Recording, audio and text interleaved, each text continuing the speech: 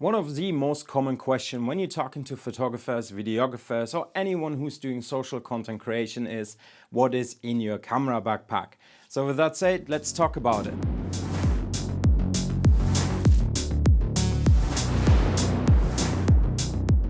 And we're actually starting off with a camera which does not need any camera backpack. This is the Sony RX100 Mark I, a 20 megapixel point and shoot camera. And by now this camera is 12 years old. This is basically my everyday camera, my daily driver, which I can literally put in any pocket I want, take it out and have always the camera with me. This camera is quite a lot of fun to use. Definitely handy to have some sort of pocketable sized camera, something else compared to your smartphone. I didn't want to only rely on my smartphone. I wanted something a bit pocketable, something I can have a joy of using a camera with. And this Sony RX100 does a fantastic job when it comes down to my everyday photography needs. And when it comes down to my camera backpack I use, well, I need to say there are actually 3 camera backpacks I use the most at the time or at the moment. And this is basically the Peak Design everyday camera backpack, 20 liters.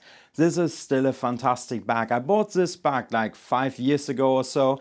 This bag went with me through Japan as well. So definitely highly recommended the Peak Design camera backpack everyday 20 liter. This is a camera backpack I use if I just want to use one lens, one camera, or maybe a camera with 2 lenses, something a bit more run and gun style, something where I can have a camera bag with me, a couple of lenses, something flexible.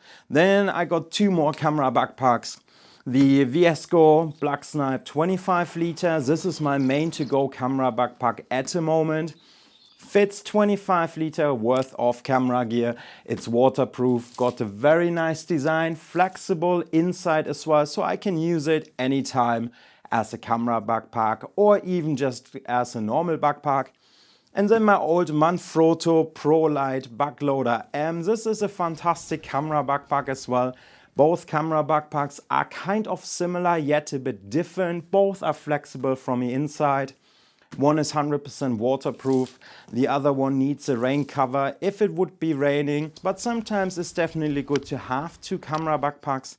Right now, if you want to say you use one for your lighting equipment, one for your camera equipment. So those are basically my 3 camera backpacks I use at present. And when it comes down to the tripod situation, I'm still using a Peak Design travel tripod aluminum version. I bought this tripod 4 years ago, I think, and it's still one of my favorite tripods. Personally, I'm not really a tripod fan. I do use my camera handheld, and there are not many options or moments when I actually need a tripod. I need a tripod when I want to film myself. And this is probably the only time when I need a tripod really. I don't do long exposure photography really. So the only time I really need a tripod is when I want to film myself. But then the Peak Design tripod was very attractive back in the days for its small, compact size. And I'm still a big fan of a Peak Design tripod. But the thing what bugs me the most with the Peak Design tripod is probably the ball head, that I don't have 100% flexibility with the ball head when moving the ball head around, or I try to shoot vertical video. There are some limitations with the Peak Design travel tripod, which definitely, is a bit annoying occasionally, but overall speaking, the Peak Design travel tripod, even after years of use and abuse, it's still a fantastic tripod, nice compact size, fits pretty much in any camera pocket. And my 2 main cameras of choice are actually the Sony Alpha 7 Mark IV at present. Those cameras did fit my needs the most at the moment, coming 2 years ago from Fujifilm over to Sony. And the main reason why I did so was basically the filming side of things. Even though Fuji still offers better specs nowadays compared to the Sony Alpha 7 Mark IV, but I found a workflow from a Sony Alpha 7 Mark IV when it comes down to video S-Log 3 and the reliability from an autofocus in video matching my needs back in the days. And over the last 2 years, the Sony Alpha 7 Mark IV used to be my main camera for YouTube videos, social media, content creation, or generally for video projects. When it comes down to photography, 33 megapixel with the Alpha 7 Mark IV gives you plenty of resolution, plenty of dynamic range. Sony Alpha 7 Mark IV definitely a fantastic choice when you do a lot of video and photo work at the same time, and so far I can't complain about the Sony at all. I didn't have any overheating issues, any sort of struggle with the Alpha 7 Mark IV, and overall speaking it did fit my needs the most when it came down to the content which I do create. And when it comes down to the video side of things, audio is very important as well. And there are basically two ways how I record my audio. First of all, with the Deity D3 shotgun mic. This mic is definitely a very good choice if you're looking into any sort of shotgun mic. And with a selling point of around 100 to 120 quid, definitely highly recommended. But one of my newest favorite microphones are actually the Hollyland Lark M2. They are super tiny. As you can tell, I'm actually recording the whole video with this tiny little wireless microphone. This also gives me the flexibility to walk around and always have consistent audio. They even work very well indoors, outdoors. You got the range of almost up to 300 feet with them as well. Super tiny, comes in one of those little charging cases, gives you almost up to 40 hours of battery life per charge, fully charged when using this case. So definitely one of my favorite ways how to record the audio at present. And when it comes down to my portrait photography, I'm using the Godox brand as my main lighting equipment. Two Godox 8200 and a Godox Speedlight, the TT685 Mark II, so that I have the option of an on-camera flash option as well. And quite frankly, the Godox brand is a good brand and delivers what I need when it comes down to power, flexibility, light quality, and overall it did fit into my budget as well. And when it comes down to lens selection, I personally like to use zoom lenses for the flexibility they give me, and I don't always need to change prime lenses around and use zoom lenses instead. Of course, I do have a couple of, or I have an 85mm f1.8 as well, your classic standard portrait prime lens, which probably should be in any camera backpack. Then I have one of my most used lenses, that's the 24-105 f4 lens.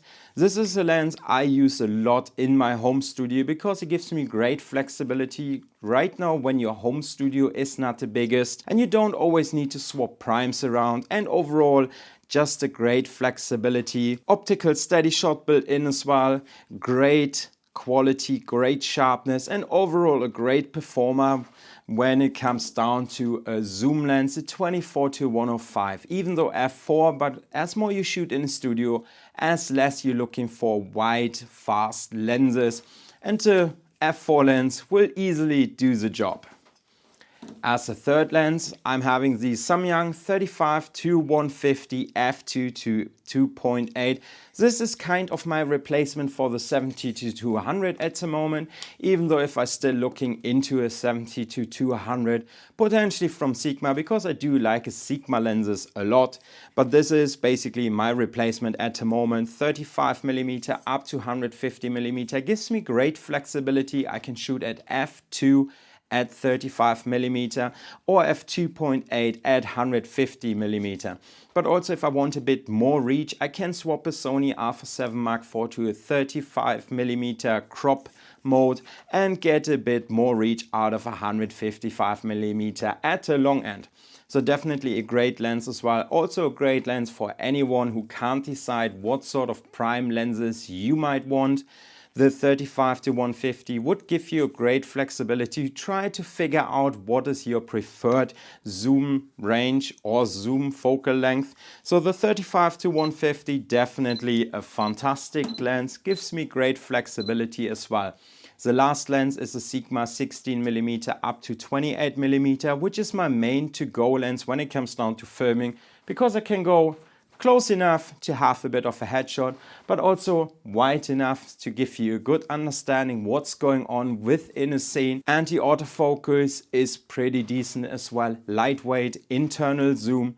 Makes it also great for gimbal work. Those are basically my 4 lenses. I rather have a few less lenses and less lenses to change and stick to zoom lenses because it just makes my style of shooting so much easier. I don't need to always think about which sort of focal length I want to use. I just stick to one lens and create every single image I would like to create out of easiness and flexibility and less gear to carry around as well. And this is basically what is in my camera backpack, my most used gear items, which I use frequently on shoots to create YouTube videos, to go out to photography, have a portrait shoot in my home studio, or any scenario you can imagine. Of course, there will be plenty of accessories as well, such as like filters, battery chargers, SD cards and so on. But I think if we would talk about every single accessory